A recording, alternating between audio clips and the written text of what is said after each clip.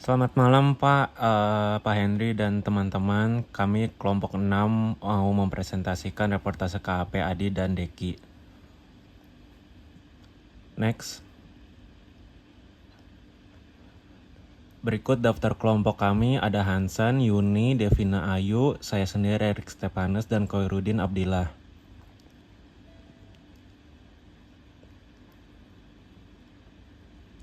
Ikhtisar dan sejarah KAP Adi dan Deki. Kantor akuntan publik Adi dan Deki merupakan kantor jasa profesional yang bergerak di bidang audit, akuntansi, perpajakan, dan konsultasi keuangan yang berkomitmen memberikan layanan secara profesional, independen, dan berintegritas sesuai dengan SPAP serta peraturan undang-undang yang berlaku guna mendukung transparansi dan akuntabilitas laporan keuangan klien. KAP Adi dan Deki didirikan oleh para akuntan publik yang memiliki pengalaman dan kompetensi di bidang audit dan akuntansi dengan tujuan menjadi mitra terpercaya bagi dunia usaha. Dan seiring dengan perkembangan regulasi serta kebutuhan klien, KAP Adi dan Deki terus berkembang dengan meningkatkan kualitas layanan dan sumber daya manusia untuk memenuhi kebutuhan berbagai sektor industri.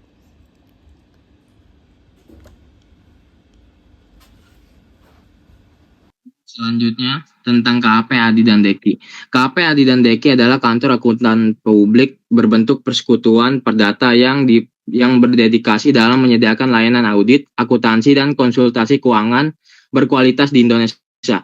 Berbasis di Jakarta Timur, Jalan Kayu Mas Raya nomor 396, Pulau Gadung, Kecamatan Pulau Gadung, Jakarta, daerah khusus Ibu Kota Jakarta dengan nomor pos 13260 dan beroperasi di bawah izin resmi Menteri Keuangan RI nomor 597-KM-I-2022.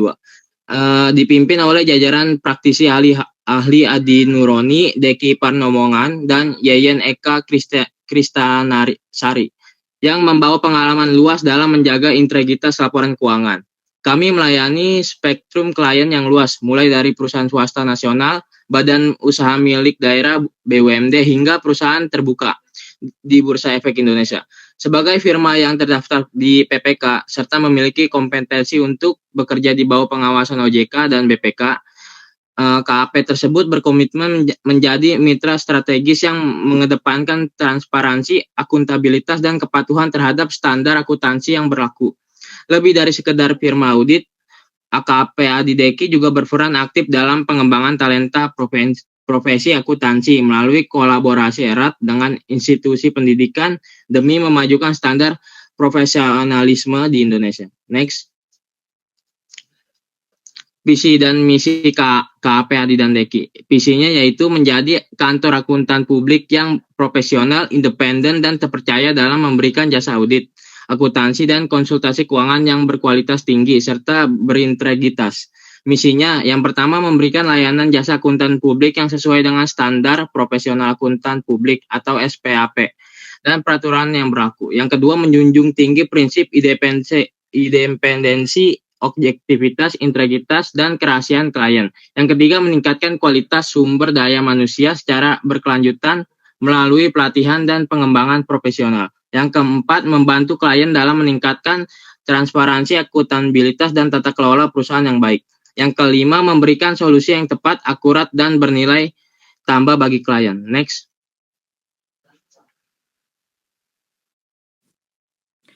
Berikut merupakan bagian struktur organisasi. Yang pertama itu partner, dilanjutkan dengan manajer audit, kemudian ada supervisor audit, dilanjut dengan auditor senior, lalu ada auditor junior, dan administrasi dan keuangan.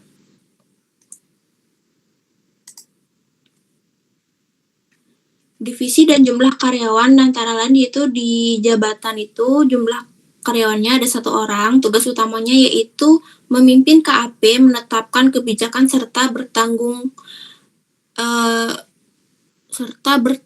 jawab. Lalu ada manajer audit, jumlah karyawannya ada 1 orang, yaitu merencanakan dan mengordinasikan. Lalu ada supervisor audit, jumlah karyawannya ada 1 orang, yaitu mengawasi pekerjaan lapangan dan memastikan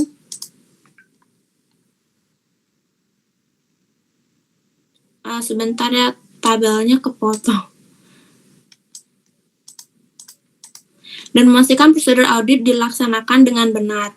Dilanjutkan ada auditor senior, yaitu ada 2 orang. Tugas utamanya itu melakukan pemeriksaan analisis laporan keuangan dan menyusun laporan audit. Terus ada auditor junior yang berjumlah 3 orang. Tugas utamanya itu membantu auditor senior dalam mengumpulkan pengujian dan dokumentasi bukti audit. Selanjutnya itu ada administrasi dan keuangan. Terdapat jumlah karyawannya ada 2 orang.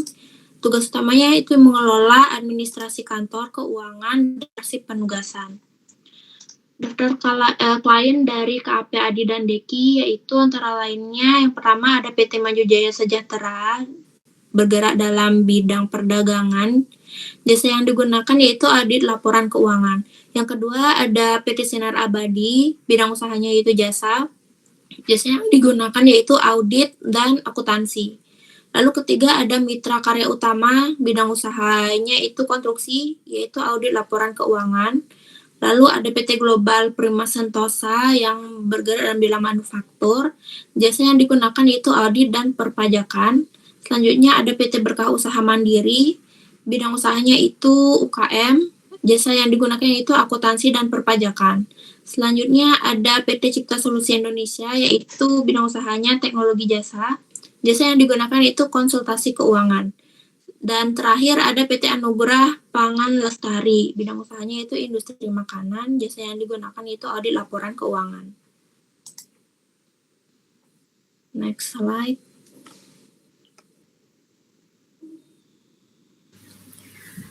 Selanjutnya ada Q&A. Pertanyaannya, bagaimana KAP menjaga independensi auditor ketika mengaudit klien yang sama dalam jangka panjang? Yaitu untuk menjaga independensi, kantor akuntan publik biasanya melakukan rotasi berkala terhadap auditor senior maupun manajer.